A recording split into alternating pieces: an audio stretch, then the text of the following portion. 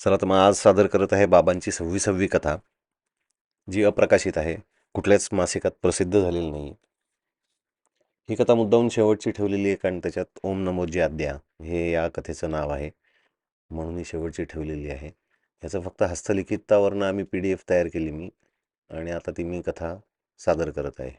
आणि खास गोष्ट म्हणजे आज 12 मे बाबांचा जन्मदिवस. त्याच्यामुळंच ही शेवटची कथा प्रसिद्ध करायला मला भरपूर वेळ लागला. कारण 25वी कथा जी प्रसिद्ध झाली ती मला वाटतं महिन्यापूर्वी झाली होती, महिन्या दीड महिन्यापूर्वी. चला तर मग आता सुरू करतो बाबांची ही 26वी व शेवटची कथा. कथेचं नाव आहे ओम नमोजी आद्या. शिशिर ऋतूतील पानगळ आता थांबली होती. सगळी झाडे निष्पर्ण झाली होती. झाडांचे नुसते खराटे झाले होते. बुंध्याशी वाळलेला पाचोळा ठेवून वृक्ष संन्यस्त वृत्तीने ग्रीष्माचा कडाका सोसत उभे होते. वैशाखाचं ऊन झळा मारत होतं. झाडातून नवी पालवी तोंडवर काढत होती. गुलाबी फुलांचे झुपके अंगावर झेलत कॅशिया स्मित करत होता. कणेरीच्या झाडावर सोन्याची फुलं शोभत होती, तर पांगारा लाल बुंद फुलांनी नव्या सृष्टीचे स्वागत करत होता. समोरचा गुलमोहर रक्तपुष्पांनी सजला होता. त्याची थोडी हिरवी पाने, पण रंगांचा मोठा पिसारा सायंकाळच्या वेळी वारा घालत होता. सारसबागेतील निसर्गाची ही रंगपंचमी पाहायला मात्र कुणालाच वेळ नव्हता. परिसरात माणसे भेळपुरी खाण्यात दंग होती.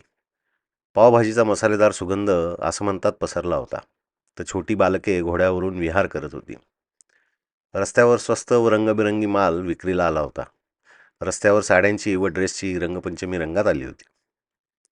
या रंगांच्या पसाऱ्यात ललिता एकटीच कोपऱ्यात उभी होती. हातातली पर्स, डोळ्यावरचा फिका मोनालिसा गॉगल सावरत होती. पंजाबी ड्रेसची ओढणी पुन्हा पुन्हा पाहत होती. महेशचा अजूनही पत्ता नव्हता.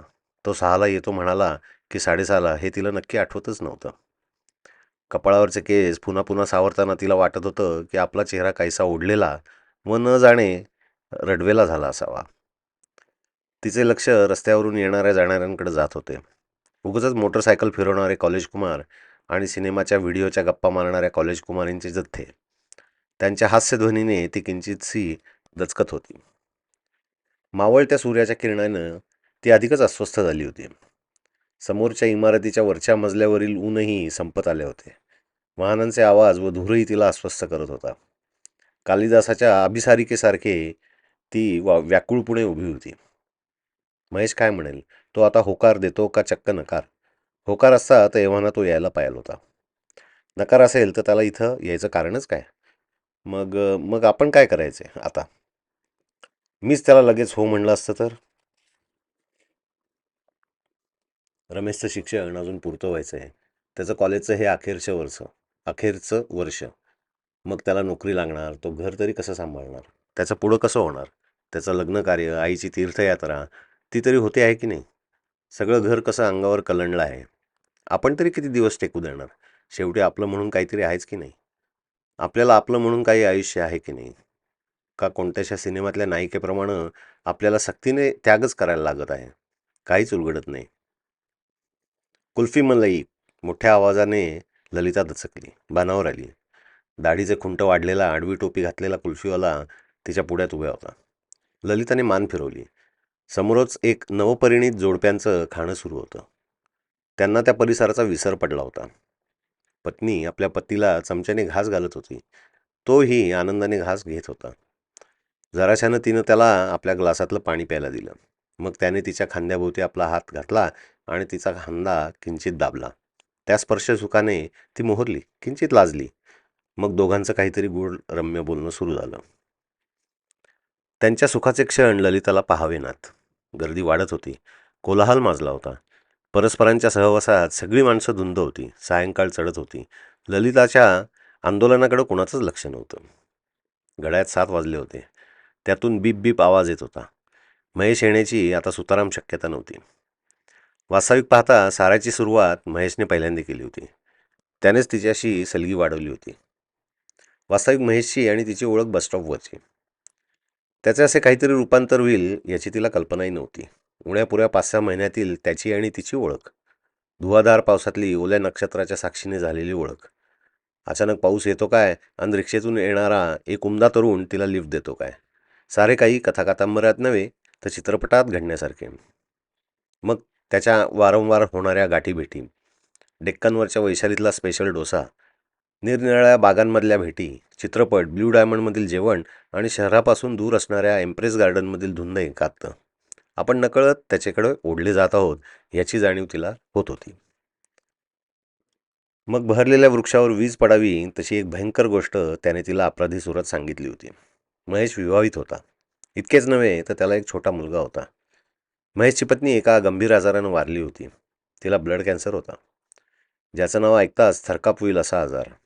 त्यावर इलाज होणं केवळ अशक्यच होतं. मग त्यांचं आयुष्य उलमडून पडलं होतं. सारे काही उद्ध्वस्त झाले होते. आता त्याला पुन्हा घरटे बांधवायचे होते, ते लहानग्यासाठी, चिमुकल्या पिल्लासाठी. ललिताला प्रचंड धक्का बसला होता. पत्नी निर्वतलेल्या माणसाला एका मुलाची आई होणं तिच्या मनातही नव्हतं. तिच्या डोळ्यासमोर येत होतं ते सिनेमातलं नायक नायकांचं गोंडस रंगबिरंगी आयुष्य. ती हिल स्टेशन्स, ते रोमांचकारी प्रवास, हॉटेलमधील धुंद एकांत आणि नंतर नायिकेने नायकाला गोड बातमी सांगणे, ते लाजणं आणि नायकानं नायिकेला चक्क उचलणं. अशा स्वप्नातून एका मुलाची आई होण्याच्या वास्तववादी जीवनाने तिला एक धक्का दिला होता. तिने विचारांसाठी काही काळ मागून घेतला होता.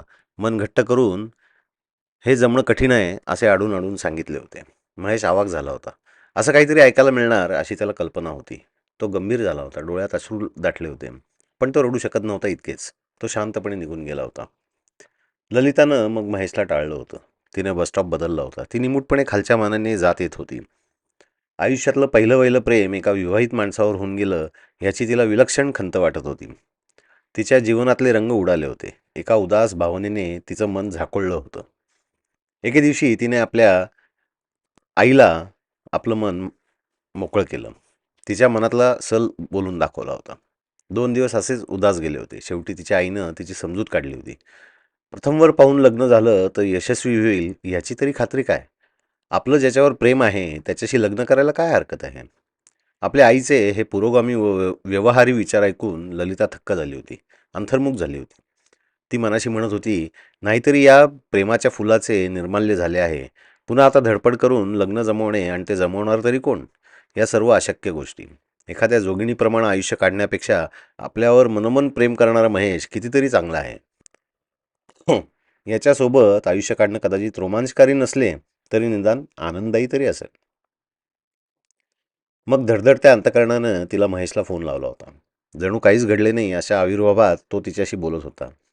त्यानं सारस बागेपाशी येण्याचं कबूल केलं होतं. अंधार पडायला आला होता. ललिता भानावर आली होती. आता महेश येण्याची शक्यता नव्हती. पुढचा काळ तर आता अधिकच भयावह वाटू लागला होता. तिचं मन आता व्यवहाराचे पातळीवर अलगद उतरले होते. आता फक्त विवंचनाच होत्या. बँकेचा हप्ता, लाईट बिल, हात उसने पैसे कसे द्यायचे याचाच फक्त विचार होता. खिन्नपणे ती चालू लागली. उभं राहून तिचे पाय गोठून गेले होते. डोळ्यात पाणी तरारू लागलं होतं. आपण निर्णय घेतोय काय, बदलतो काय, त्यातला कोणता निर्णय योग्य आणि कोणता चुकीचा हेही कळणं अशक्य होतं. संपूर्ण निराशेने जड पावलांनी ती रस्ता ओलांडू लागली. रस्त्यावरची वाहने वेगात चालली होती. कोपऱ्यावरच्या गजरेवाल्याच्या गजऱ्याचा मोगरा असं म्हणतात दरवळत होता. गणेश मंदिरातील घंटा मधुर आवाज करत होती. अनेक भाविक विघ्नहर्तापुढे नतमस्तक होऊन प्रार्थना करत होते. तेवढ्यात ललिता अशी हाक तिला ऐकू आली. समोर महेश उभा होता. कपाळावरची अवखळ झुलपे मागं सारत होता. चौकटीचा शर्ट आणि जीन पॅन्टमध्ये त्याचं व्यक्तिमत्व खूपच लोभस वाटत होतं. त्याने ललिताकडे पाहून ओळखीचं स्मित केलं आणि मागून दुडूदुडू पळत येणाऱ्या छोट्या मुलाला त्याने उचललं आणि त्याच्याशी बोबडे शब्द बोलू लागला. ललितानं डोळे विस्फारून त्या दोघांकडे पाहिलं. सुखदुःखाच्या संमिश्र भावनेने तिने त्या लहानग्याला आपल्या कडेवर घेतलं आणि त्याच्या गोऱ्या गुलाबी गालावर आपल्या लाल बुंद ओठांचा ठसा उमटवला. तिच्या डोळ्यातील खारट आणि उष्ण अश्रुबिंदूंनी त्याचे गाल भिजवले. महेशने ललिताच्या खांद्यावर हात ठेवला. अश्रूंनी भरलेल्या दोघांचे डोळे एकमेकांच्या नजरा चुकवत होते. लहानग्याला अतिशय हसू फुटलं होतं. गणपतीच्या गाभाऱ्यात कोणतरी धीरगंभीर आवाजात म्हणत होतं, ओम नमोजी आद्या.